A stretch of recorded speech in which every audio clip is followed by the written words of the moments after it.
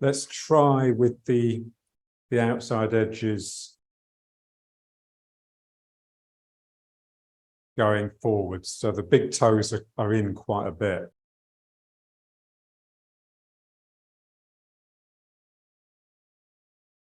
And you just want to spread the toes. So it feels, even though the outside edges are forwards like this, the little toes are trying to veer off to the side so that the toes really spread open.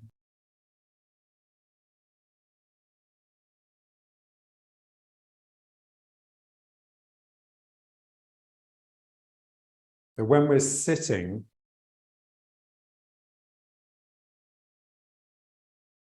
you're tilting the hips forwards a little bit like this, and it gives the sense that if you had like a cat's tail, it would sneak out behind you on top of the cushion. So when we're standing, it's like the opposite. We want this tilting this way a little bit so that the sacrum can just melt into the leg. So it's a small adjustment, but it's significant. So when we're sitting, we're rooting through the hips, through the sitting bones of the hips. And of course, when we're standing, we're rooting through the legs. So there's a slightly different angle of the sacrum.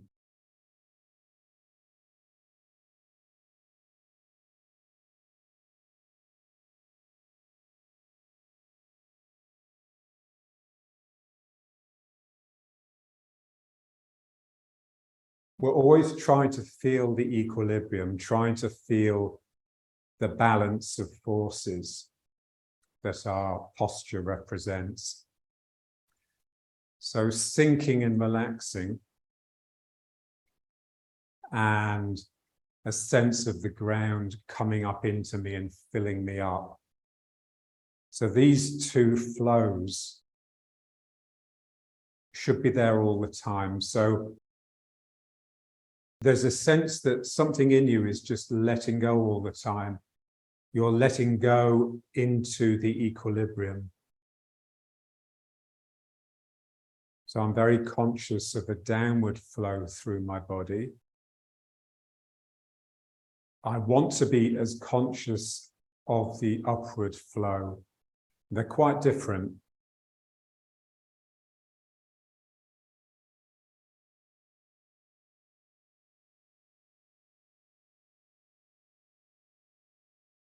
So we're aiming to get the sacrum hanging heavily.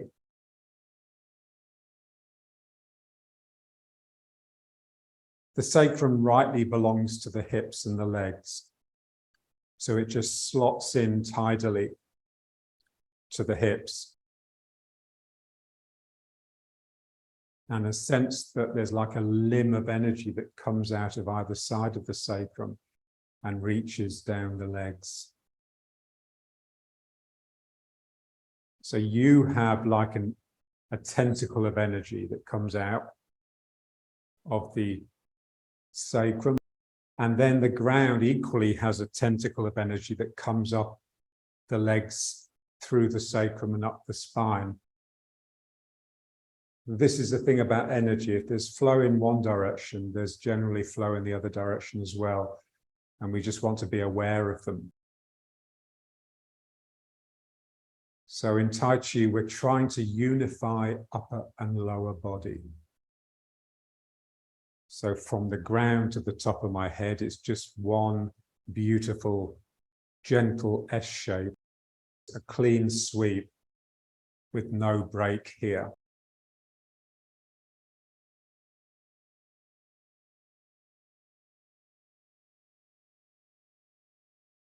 So we're unifying upper and lower, but we're separating left and right. So now just feel the 2 feet on the floor. Just imagine that the floor is just a little bit unstable. So it's sort of tipping like this a little bit. Each leg is having to constantly make little micro adjustments to keep the spine relatively stable.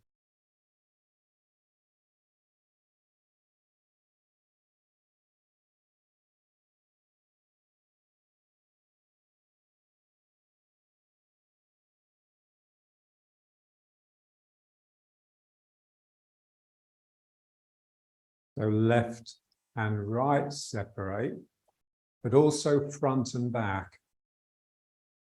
So I have this soft front, this soft, receptive underbelly. And then I have this expansive, expanding back.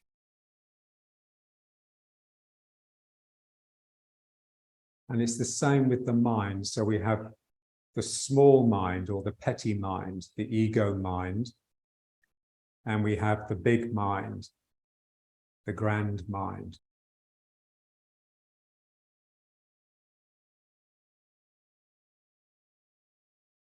All spiritual work really is simply trying to get back to the big mind, which we've lost because the ego mind has become so dominant and so clamorous. It's very difficult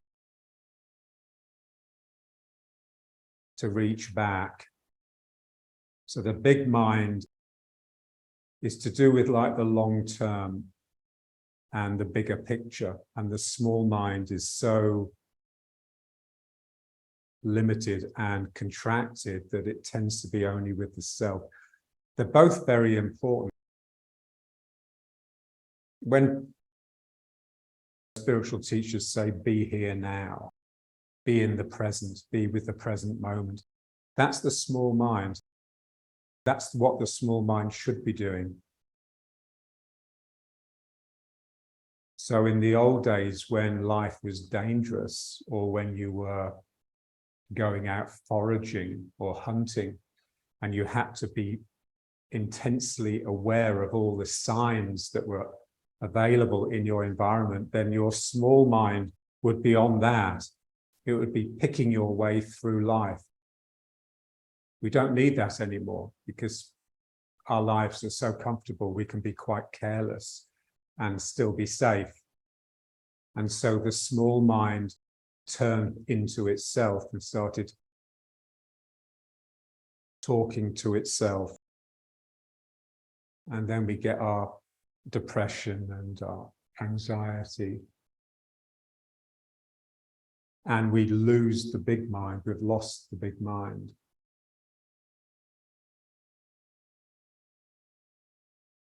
And so when you're sitting meditating, that's basically what's happening. You're just sitting there, and part of you is thinking to yourself and worrying and all your sort of anxieties, but there's another part of you that's just sitting serenely. And that's the big mind. So they're both in evidence. You're trying to quieten the small mind, but that's always of limited success.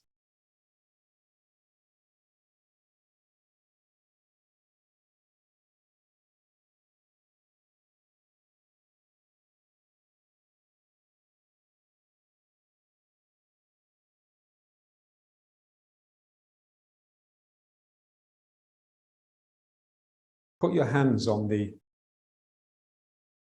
sacroiliacs, so the two sides of the sacrum where they join the hip bones.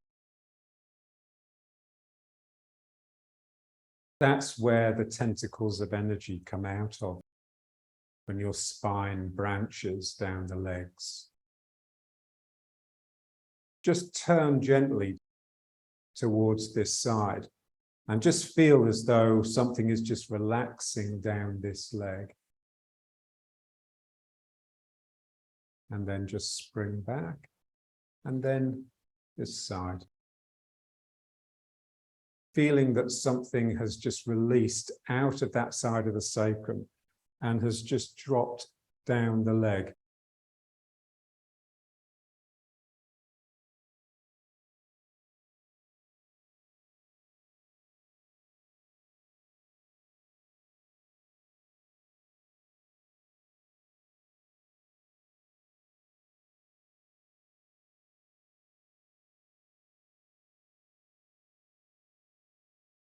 So having the hand there just helps soften the area. And also you can feel when it begins to get tense, because often you can't feel that area that well without the hand there.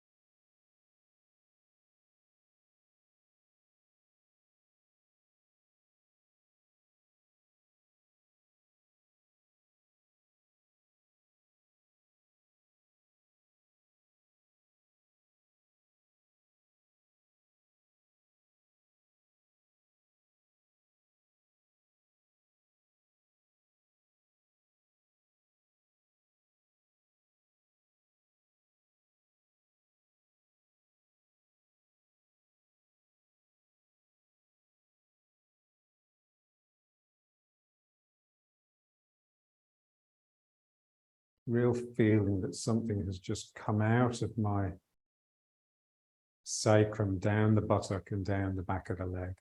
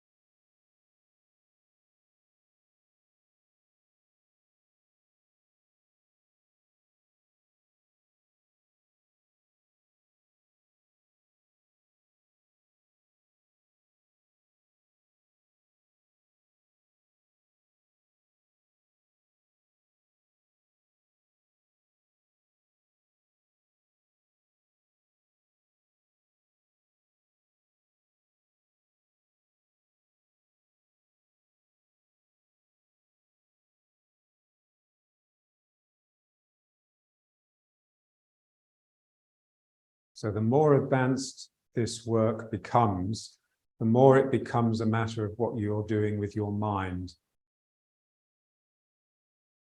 whilst you're using the body.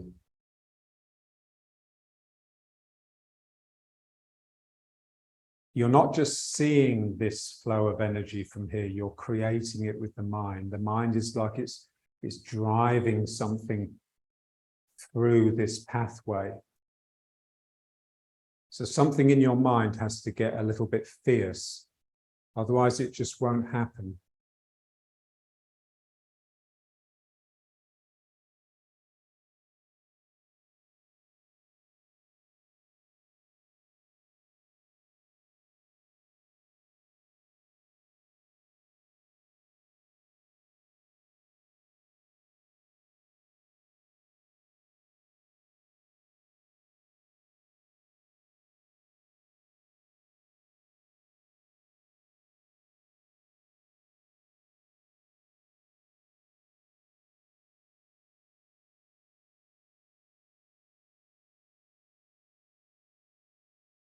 Look down at the feet and just make sure your outside edges are still pointing forwards.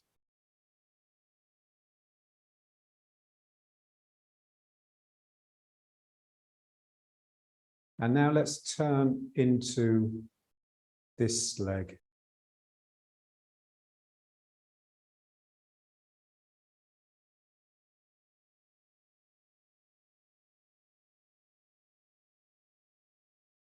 You're just a little bit more in this leg than you are in the back leg.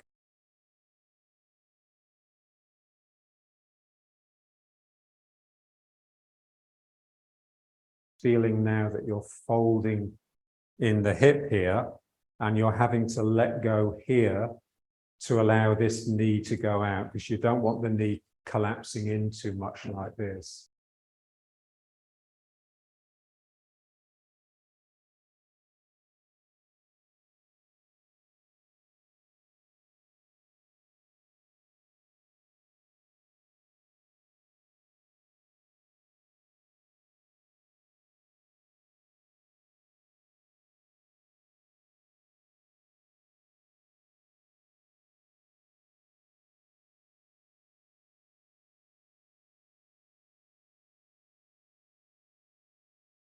Feeling the feet. So we want to move because the 2 feet are independently playing with the ground.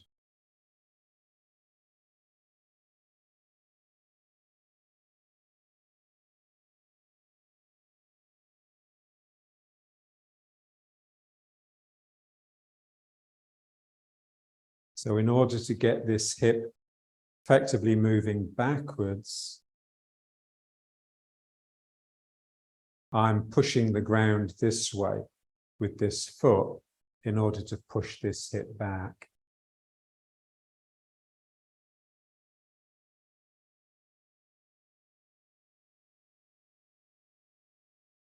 Stay with the outside edge, especially with the back foot.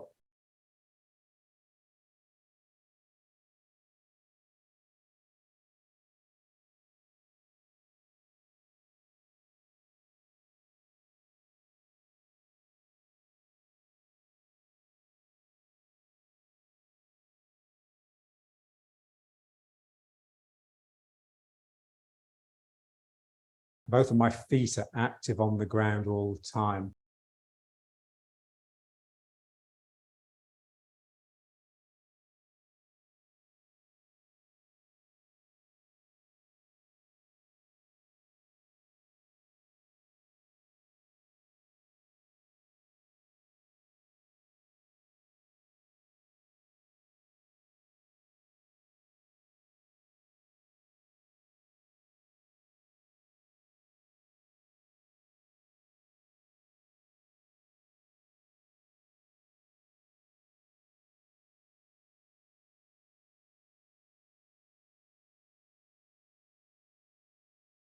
Feel that sort of the shape. So it's like there's a curve that comes up here and then a curve that comes down here. So it's like an S shape.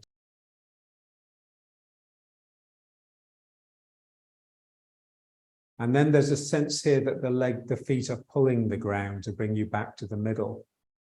And then they can push again to send you the other side.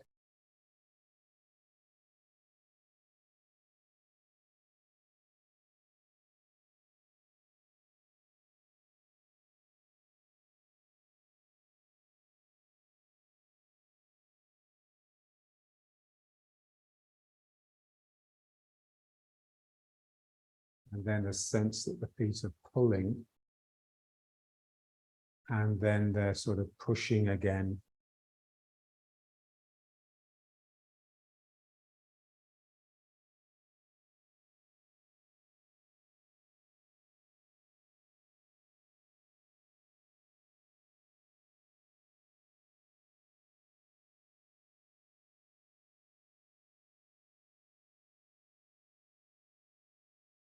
Now let's just try a bit of the breathing.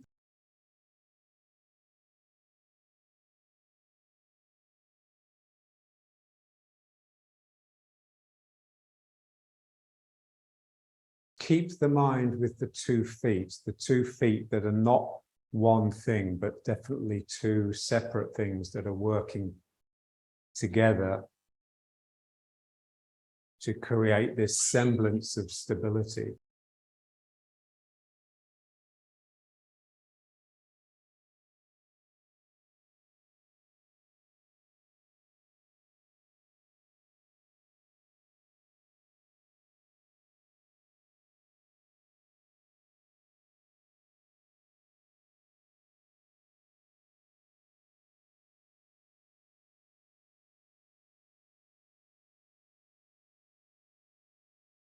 The arms are like two fronds of seaweed that are attached to a rock.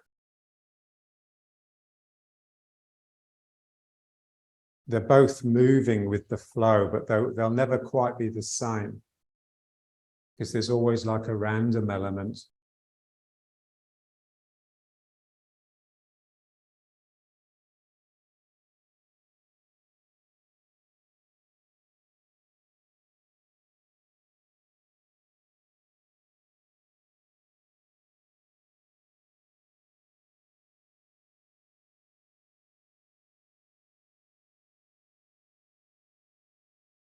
And we'd like this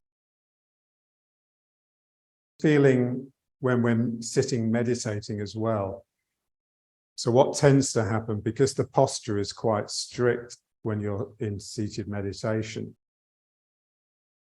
the neck and the head tend to be a bit rigid. Like the feet here, my feet aren't moving, but they have a sense of movement. So when I'm sitting meditating, there's a feeling that my sitting bones are a little bit like this on the cushion. Like the head can really move side to side. And that you can actually just get it to sway a little bit.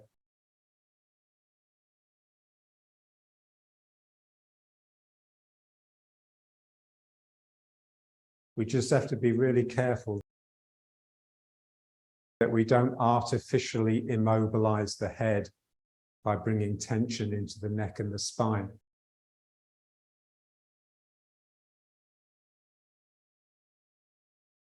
Just allowing the head free movement.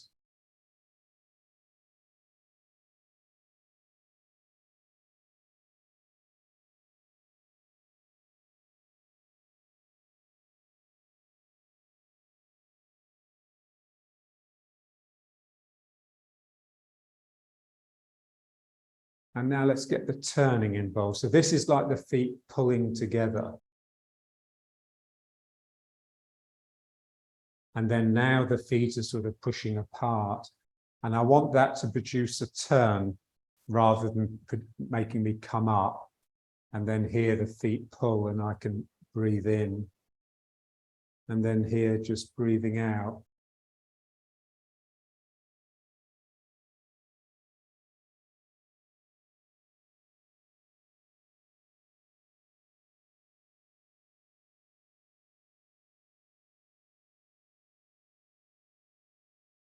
Feel the mind. So the mind should be expanding and reaching out as well as the arms. And then the mind is furling in.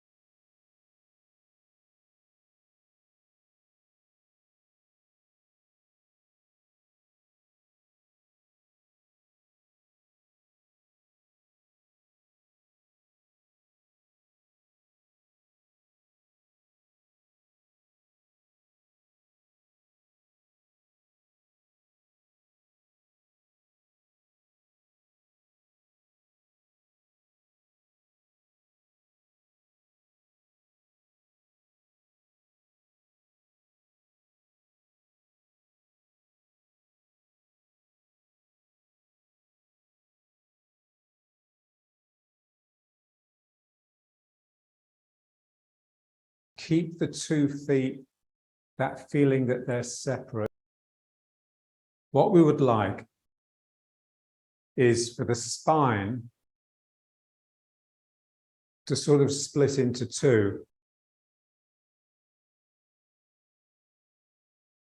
The spine is an extension upwards of the left leg and the right leg, and they're sort of twined together, but there's a degree of separation.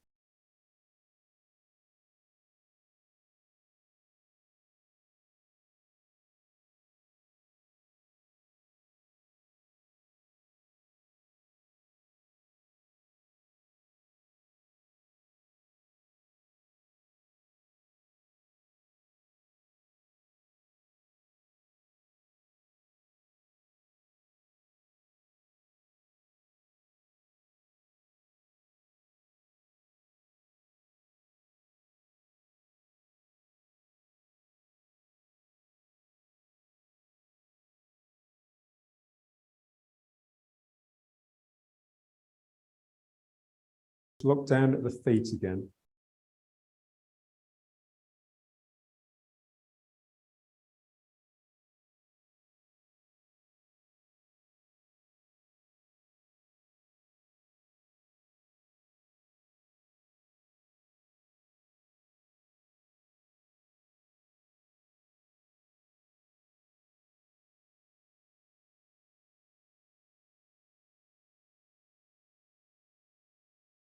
The 2 tools or weapons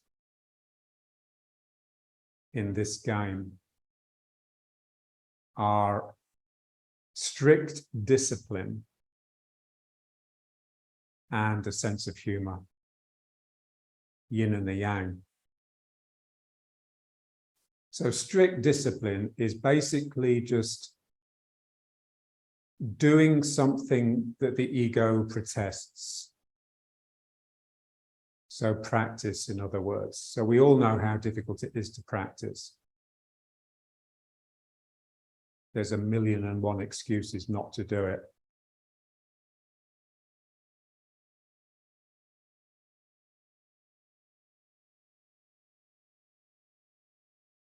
Starting and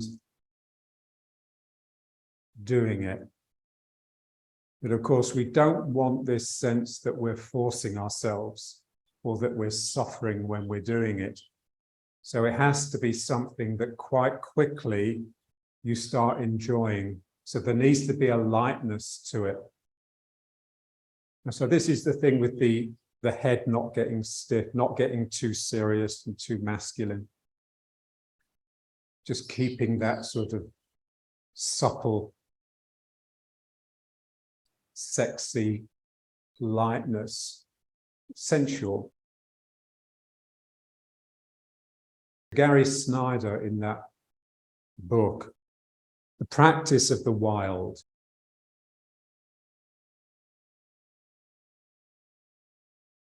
he calls it unstinting work and play, which is a beautiful phrase.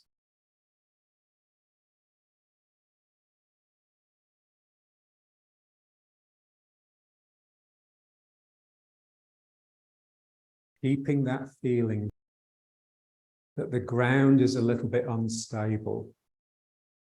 The ground may appear to be hard and dead, but it's full of this sort of bubbly life.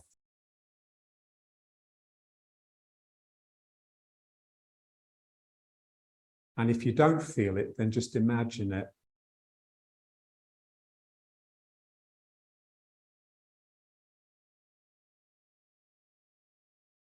The best practice would be to be on a boat.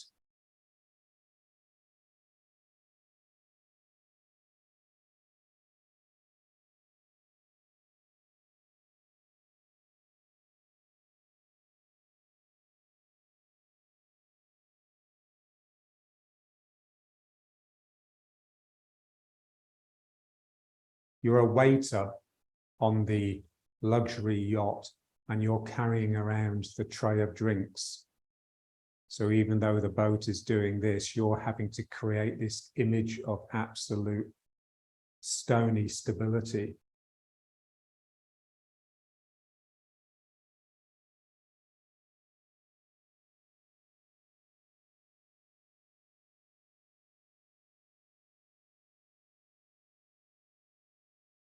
Just do the first two warm-up exercises. Try not to have it like the way we normally do it, which is just like this sort of central motor that's just turning like this. It's very much the action of the 2 feet on the ground.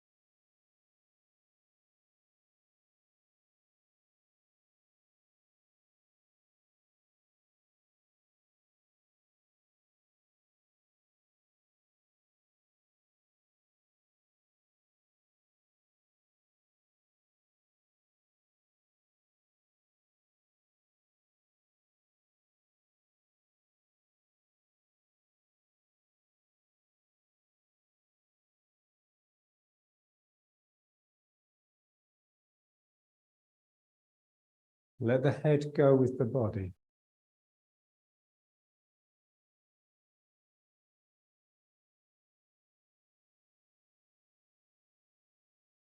Letting the eyes lose the room. So there's a sense that you're not so much with the part of your eyes that go out and touch the world, but more with the other end of that line, which is coming down into your dantian.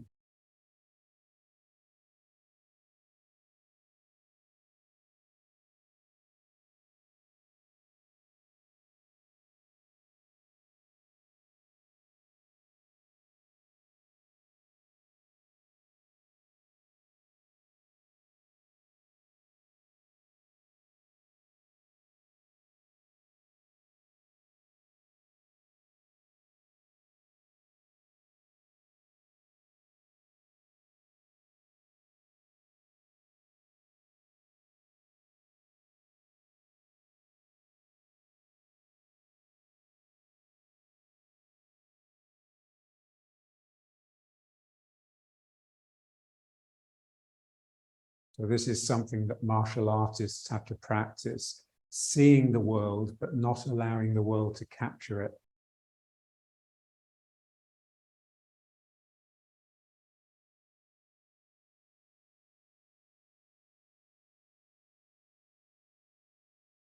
Feel the 2 feet separate, doing their own thing, but really coordinating with each other.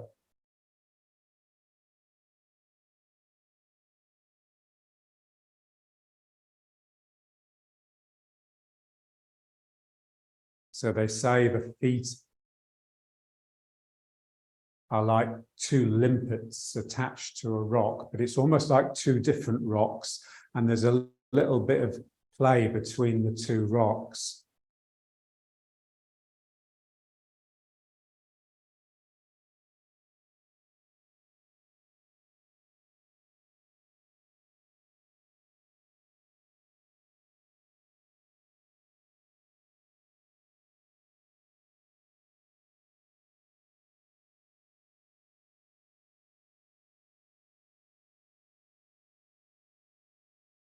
And now let's go into this one.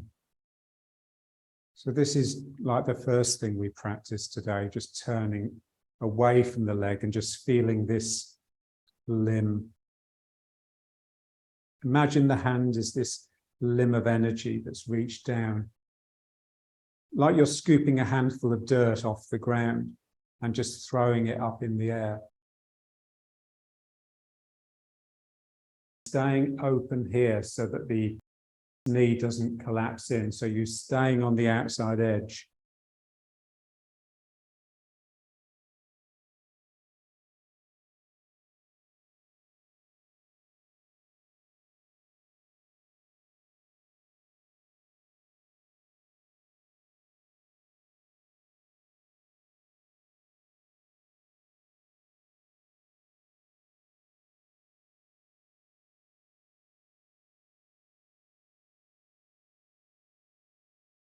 So an arm of energy reaches out of my sacrum and down the leg. Doesn't have to go exactly along the path of the leg, but it's definitely there.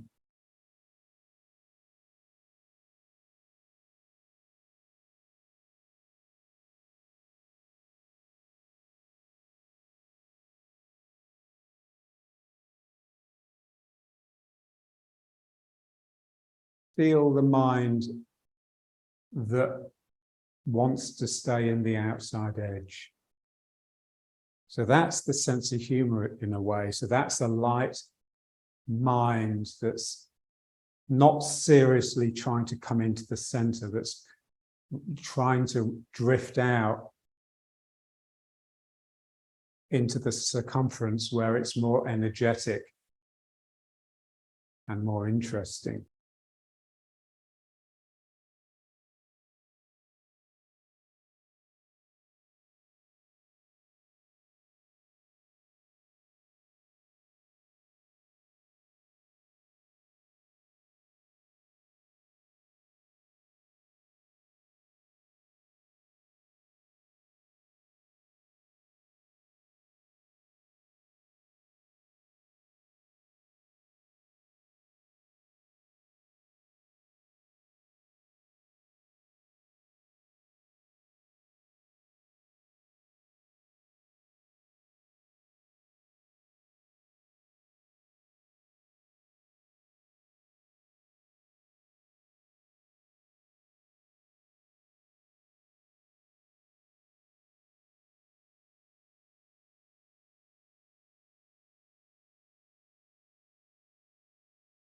Check the outside edges. And now let's just try just a little bit of the circly one, but really using the legs to go down.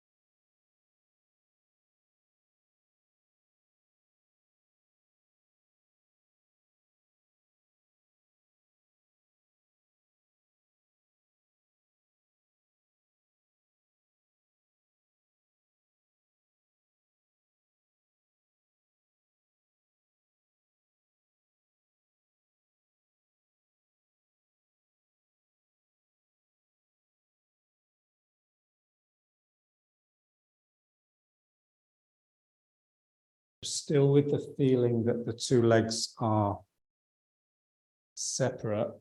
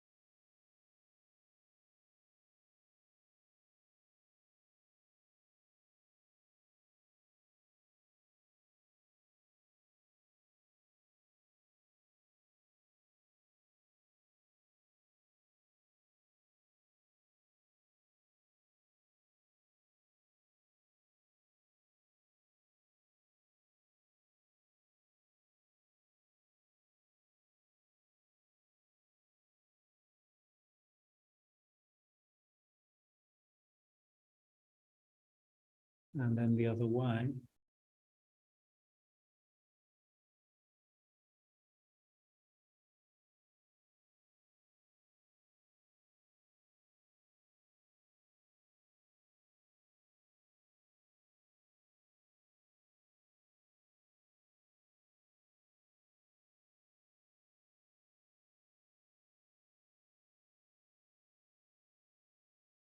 So you're like the wounded soldier that's being borne on the stretcher. But as well as being the wounded soldier, you are also the two stretcher bearers.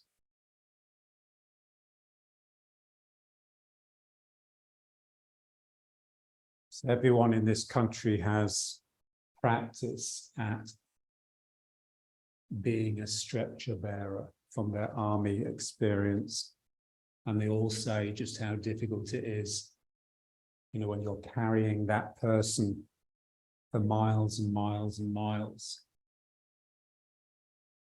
But you also have to really coordinate with the other person that's carrying the other end of the stretcher. This is the feeling here. My two legs are really having to listen and coordinate with each other to produce the movement in my spine and my head and my arms.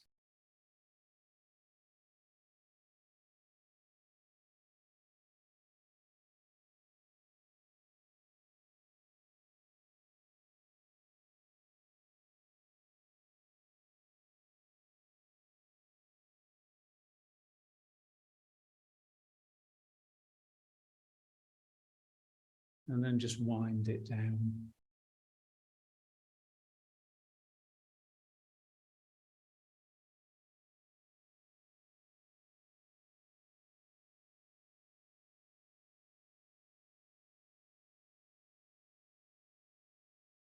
So it's a good image, really, the stretcher bearer. So imagine you're either at the front or the back of the stretcher. And so you're having to carefully pick your way across this very rocky, uneven terrain. So part of your mind is where you're placing your feet. And another part of your mind is just making sure that that screaming, wounded soldier isn't being made more uncomfortable than he already is. So part of you is really having to listen to the other person at the other end, make sure that you're keeping this stretcher stable, whereas part of you is just picking your way gingerly along. Just imagine just how active and concentrated your mind would have to be. There'd be no room for any sort of chatting to yourself or complaining. And especially if, like, the enemy's on your tail as well.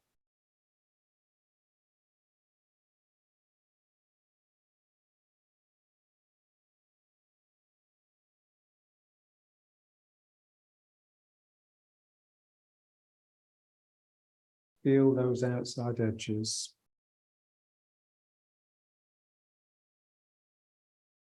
They're sort of melting into the ground.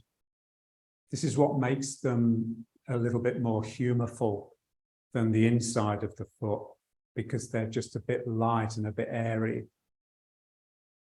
And there's not a lot of strength there.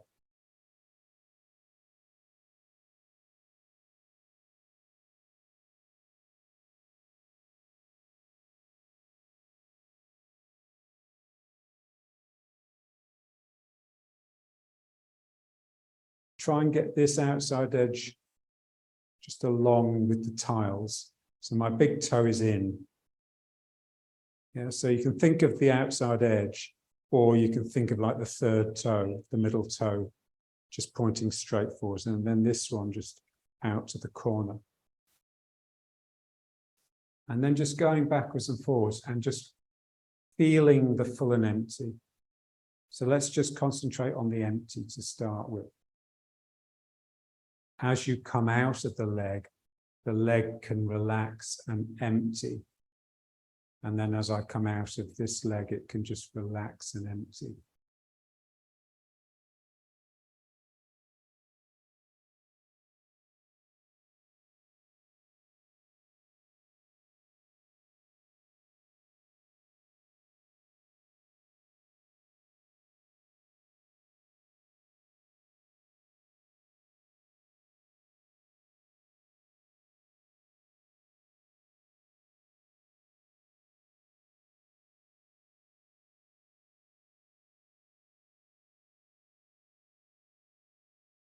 And then just bring your mind into the filling.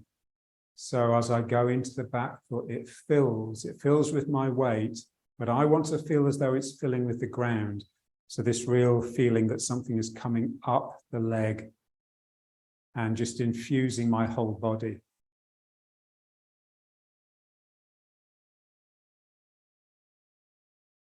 So like a pillar of strength is just growing up the leg.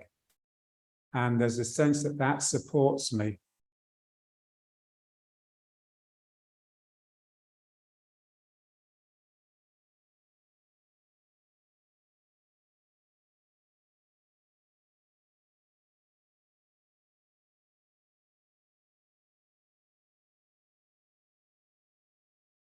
So this is the rising energy that we would like to feel at the same time that we feel the sinking and relaxing energy.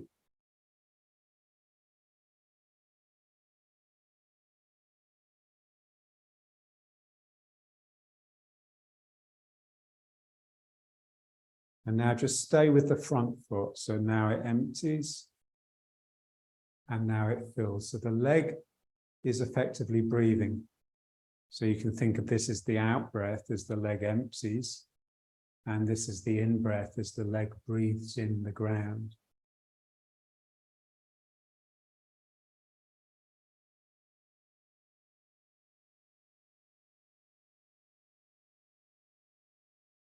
Feel the different emotion attached to the two phases.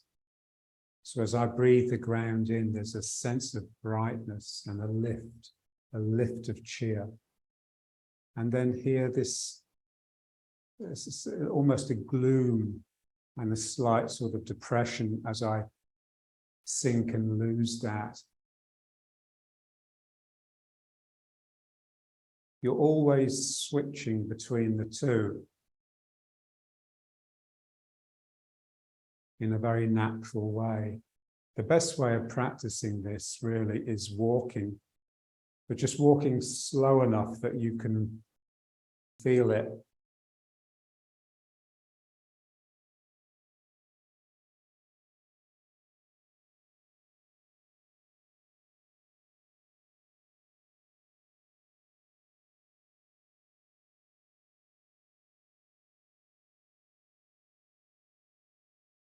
Sink and relax. Now we'd like the filling phase to be just as relaxed. We don't want that to be filling and tensing, because the whole idea is that that feeling of the ground entering my body enables me to remain relaxed. I don't have to tense the muscles quite as much as I usually do. So we're just getting away from force, the use of force, which is basically just too much. If you're being forceful, you're just using more than necessary. You're overdoing it. Just enough tension comes into the body to stop it from just collapsing downwards.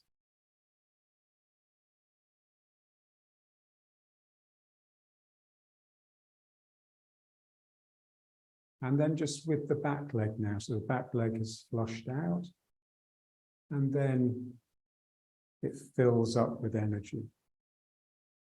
And now it empties.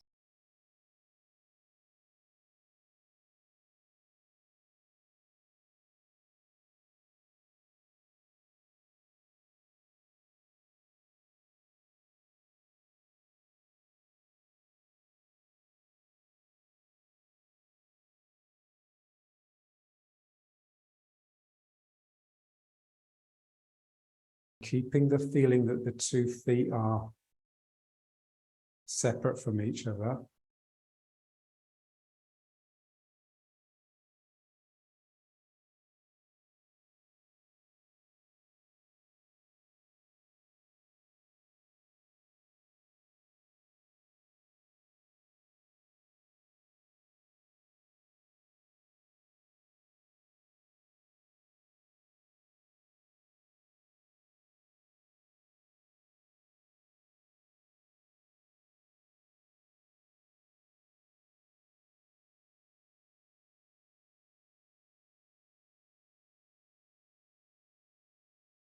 And this real sense that as the energy comes up your body, it gets brighter and finer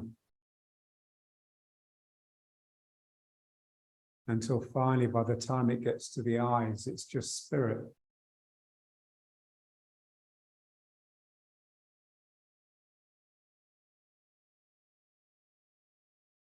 And now let's try with the other foot forwards. Feel the outside edge. So I've got tiles here, so I can sort of just align it up. And then the back foot just out of it. And now let's try them both together. This foot is filling, this foot is emptying.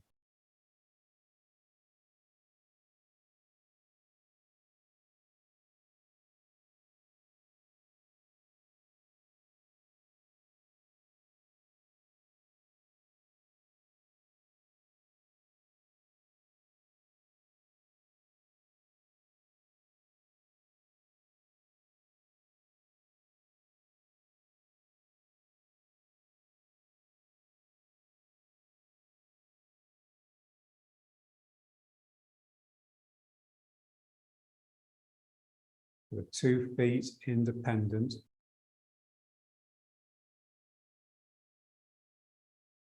So this foot is pulling the ground, this foot is pushing the ground.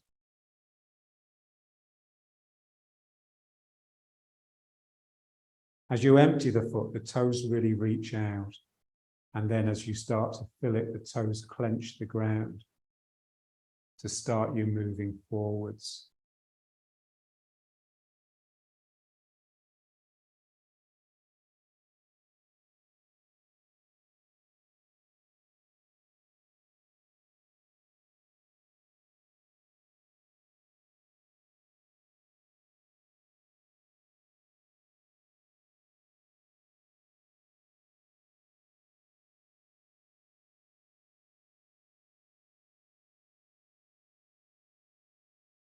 Feel the energy that's coming up, branching into the opposite arm. So let's just start doing this exercise, the one from the warm-ups. So this is what's happening here. I'm coming into this foot, so the energy is rising up that leg. And then I can just direct it with my mind, just down this arm. So there's like a continuous stream. If I can stay open here and keep this feeling that my 2 feet are independent, then I can keep this stream going.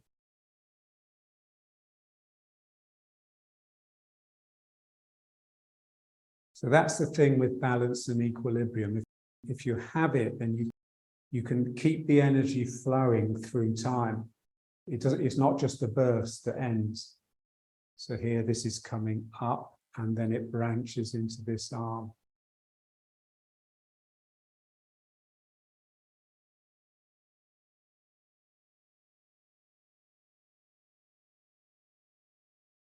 And this is really difficult because the mind has to be so expansive to keep the 2 parts that we're trying to get to separate, because they're always wanting to join together and just become one thing, because that's what we're used to. So something in my mind really has to intensify and expand to keep these 2 halves of my body separate enough for the energy to flow through as a continuous stream.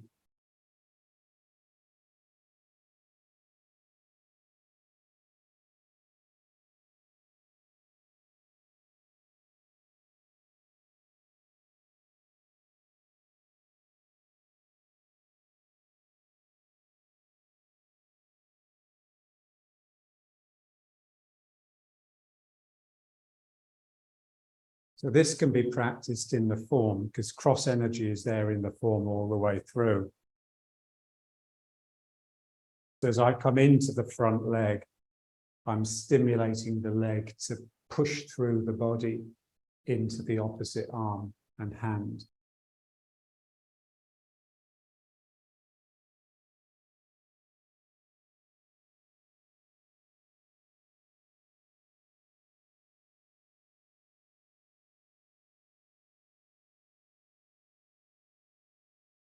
I'm obviously bending this leg to bring my weight into it, but at the same time, I'm trying to straighten it through the body that's coming into it.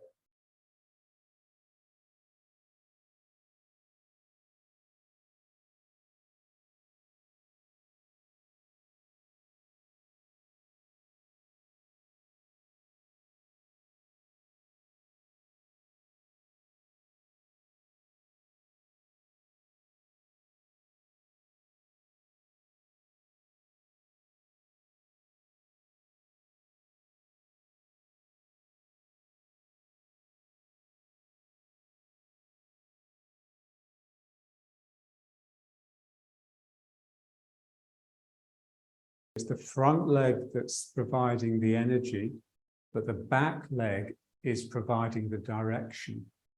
So this leg needs to be pushing the ground to get this hip to come round, otherwise this hand won't come forwards. So you can really feel how the two legs have got different functions.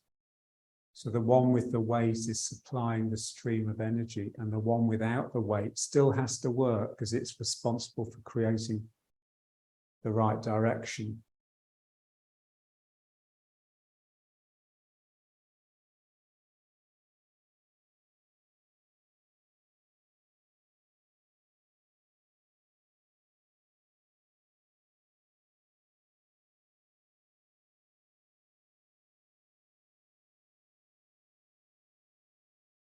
Again, outside edges.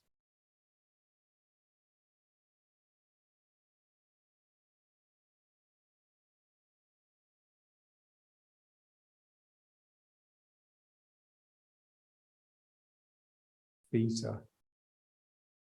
They're playing a little bit.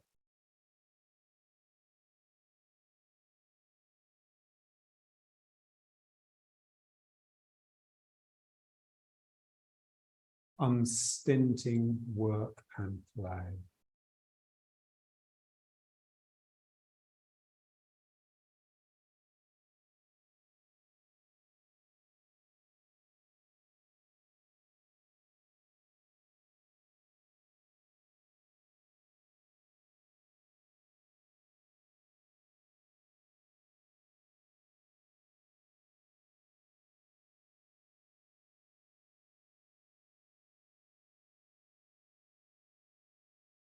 Let's just finish just with a bit of this one.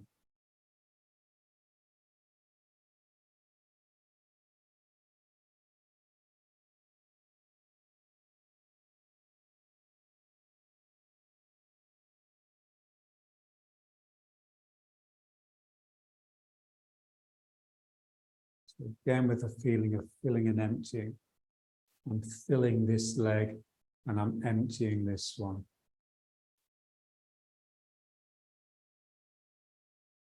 And just producing circles, because everything in Tai Chi is circles.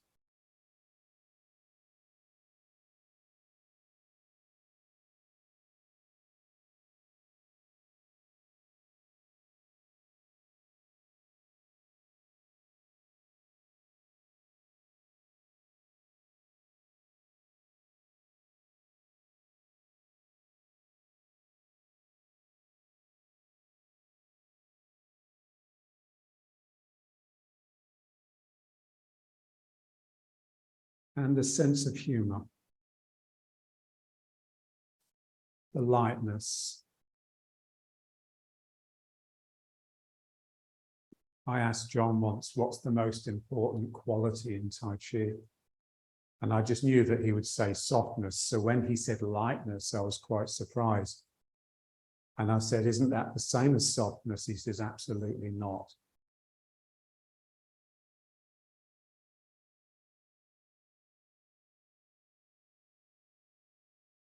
It should make you smile, should make you almost chuckle.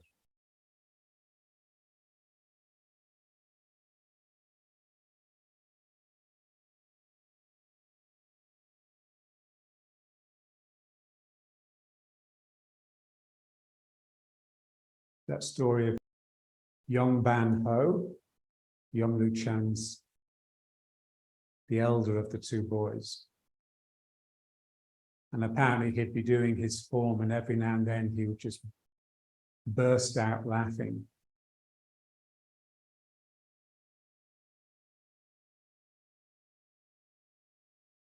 For no seeming reason. So there's a sense that the energy as it flows tickles as it trickles.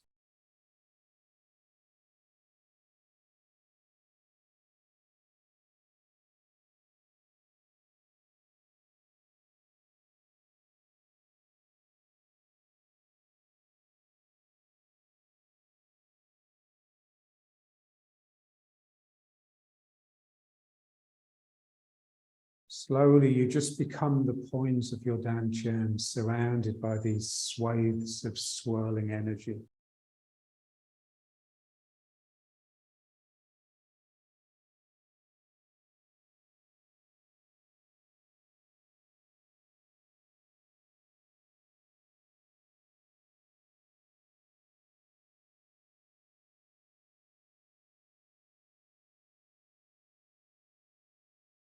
Keep the feet parallel outside edges, so the big toes touching, so there'll be some distance between your heels.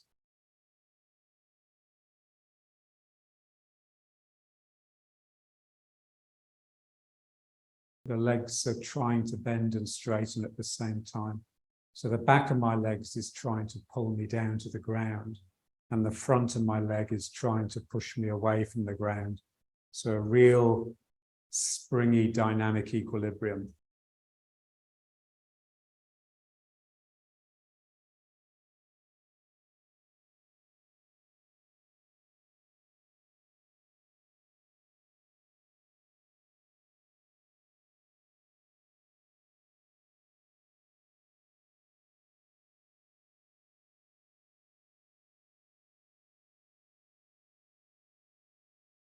Heels are digging into the ground, and the top of the head is piercing the sky. A lengthening body, a lengthening spine especially.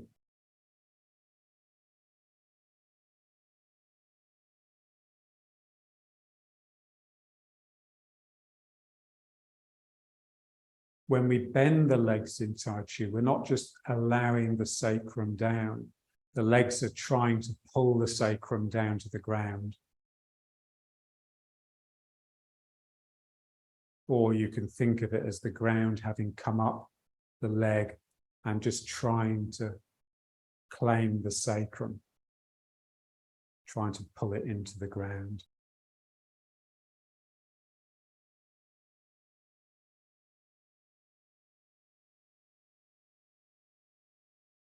Okay, so let's finish.